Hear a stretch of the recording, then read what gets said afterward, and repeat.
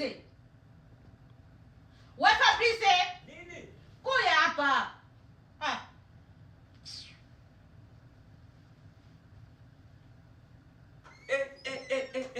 Wewe mwanamke. Depuis siku gani ushakanza niita na kukosa adabu hivi? Cha kwanza ni kuikalia. Munafika Amerika unataka jifanya sake yenye. Hauna tena adabu kwa mwanako. Kwanza uko unanitia nini hivyo ya kukosa adabu? Uko unanitia nini? Nishushie kwanza sauti. Uko ongea na mimi vile jua nini? Nipatie ile shakoshi pale pako mimi natangalia ndani. Hey, Mungu wangu. Manake unaniita tu nitoke nje nikie nikupokeze shakoshi. Mimi nakuwa mtoto wako. Mimi nakwambia ikwe ya kwanza na ya mwisho. Siku nyingine utaongeza. Ndakupiga, nikutoe meno, nikurudishe kwenu na una meno mkini. Manake ndakupiga ile mangumi zenye huyo unaka mu maisha yako. Si ukwe na adabu. Nipokeze shakoshi. Kamatishwa. Siku nyingine tena nikuone. Mimi ndio natupia shakoshi. Mimi nakwambia ikwe ya kwanza. Usipinga kunitupia shakoshi.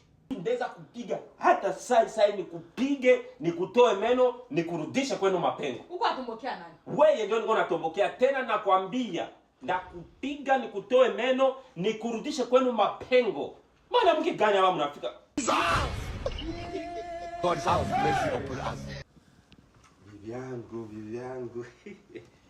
Sini mwangia tena na Bibi yangu. Ulikuwa unaniambia tena sasa nikusaidie kusukula masani. Na zile manguo eske basha zifula tena niende kusaidia kuzifula. Suli na kuna tani tosha meno. Nitoshe meno sasa. Mie nikakwambia mimi nataka kutoa meno. Bibi yangu kongofu ya wapi? Fanya babdebani. Kongofu ya wapi ndio ndakutoa meno kweli yangu.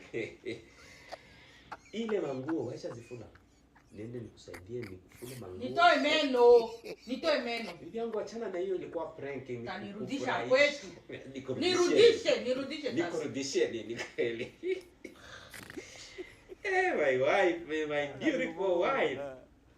Usiogope. Hiyo manguo zile zote ziko mchumba. Nenda zikamata mie peke, ndazifula na hiyo masani nayo niko na iskula sai na kifagio kama kiko wapi nikufagilie na ushilalie yako ukunya kasoda kako yangu. Jikunyia yako baby. Niache. Kunya baby. Kunya kasoda kako.